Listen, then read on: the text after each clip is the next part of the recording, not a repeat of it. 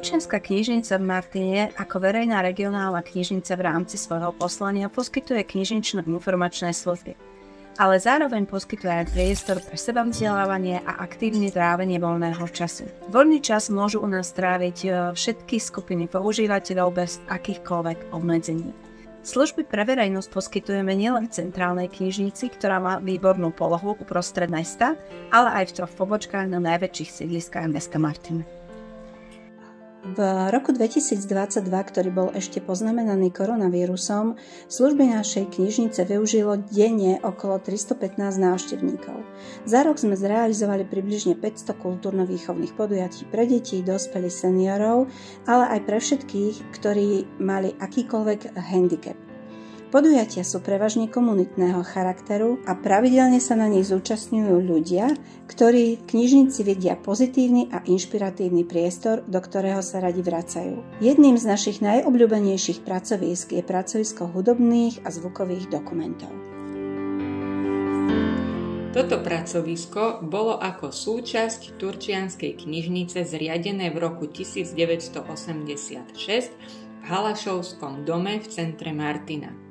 Keď bol tento v súvislosti s reštitúciami v roku 1991 vrátený pôvodným majiteľom, pracovisko bolo presťahované do hlavnej budovy knižnice na Divadelnú ulicu číslo 5 na 2. poschodie, kde sídli dodnes. Od prvého roku fungovania realizovalo pre svojich používateľov pravidelnú akvizíciu. Nakupovali sa knihy s hudobnou tematikou, životopisné, hudobno-teoretické, z dejín hudby, encyklopédie, slovníky a podobne. Taktiež rôzne periodiká, ako napríklad Slovenská hudba, Music Revue, Hudobný život, Hudba, Muzikus, Rock a Pop, taktiež hudobniny, notové záznamy od jednoduchých skladbičiek pre deti, úryvkov z rozprávok až po tie najnáročnejšie skladby popredných hudobných skladateľov a samozrejme zvukové nosiče. Najprv to boli LP platne, neskôr magnetofónové kazety a ako doba pokročila kompaktné disky alebo CD rôznych žánrov od vážnej hudby cez ľudovú, rockovú, jazzovú, tanečnú, detskú až po metalovú. Pracovisko bolo od svojich začiatkov medzi návštevníkmi knižnice mimoriadne obľúbené. Denne ho navštívili desiatky ľudí, ktorí si prišli vypočuť hudbu, požičať knihy či časopisy. Približne od roku 2005 sa na pracovisku hudobných a zvukových dokumentov začali konať pravidelné detské výchovno-vzdelávacie podujatia. Časom pracovisko urobilo nezanedbateľný kus práce v oblasti hudobnej výchovy so žiakmi najprv základných, neskôr aj materských a stredných škôl. Už od začiatku realizácie týchto aktivít sa knihovníčky, najmä pod vedením Ľubice Ďuríkovej, zamerali na prácu so žiakmi špeciálnej školy, ktorí potrebujú iný prístup ako bežné zdravé deti. Ťažkú prácu aj s autistickými deťmi ale zvládli.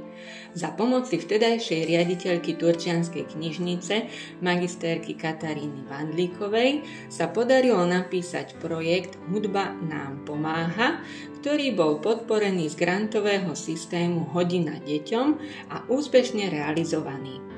Cieľom projektu bolo pomáhať zdravotne postihnutým a deťom zo sociálne znevýhodneného prostredia. Krásnou myšlienkou, ktorá vznikla pri realizácii tohto projektu, bolo zorganizovanie integračnej speváckej súťaže v speve karaoke piesní Vianočné karaoke. V súťaži, v ktorej napokon zvíťazil každý, kto nabral odvahu a zaspieval, sa predstavili deti špeciálnej školy a žiaci bežných martinských základných škôl. Aj keď projekt už dávno skončil, tradíciu sme neporušili ani v nasledujúcich rokoch, navyše k vianočnej súťaži sme ešte pripojili letnú verziu karaoke v záhrade, ktorá sa koná pred koncom školského roka.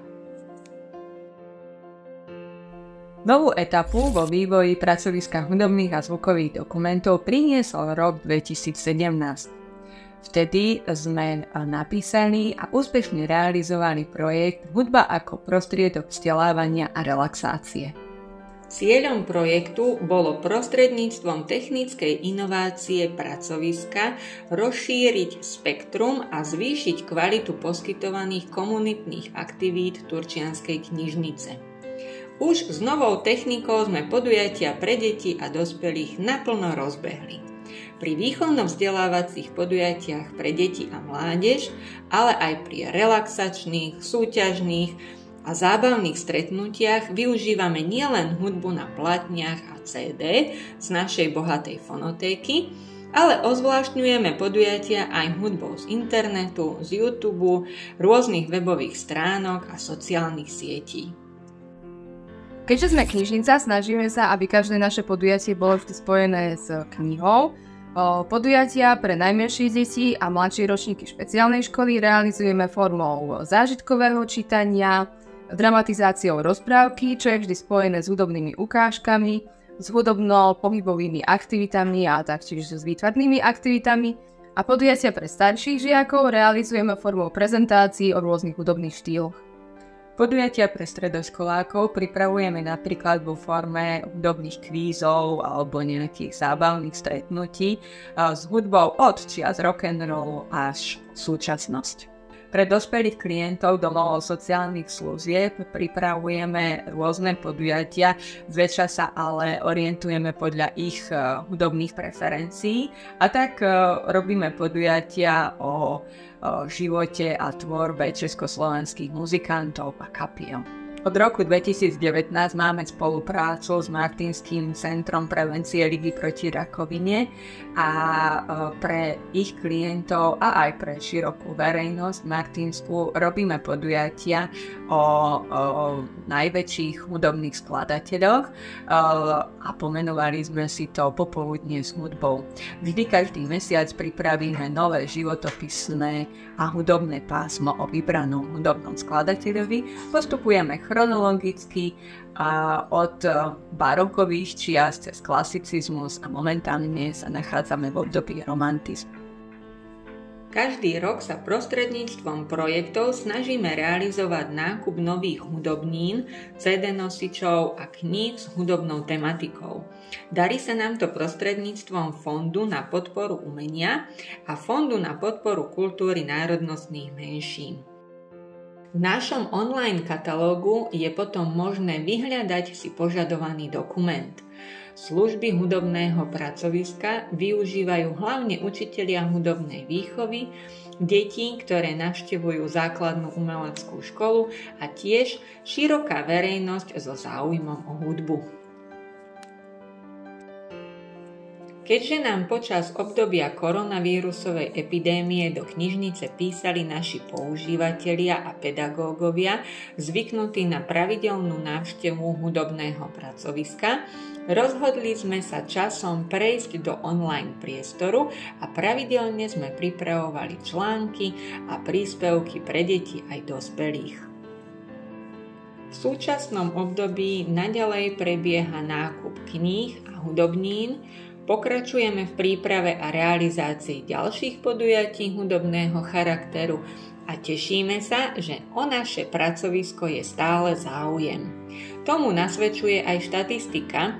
Za prvý polorok roku 2023 bolo uskutočnených 56 podujatí a hudobné pracovisko Turčianskej knižnice len v rámci nich navštívilo spolu 917 ľudí.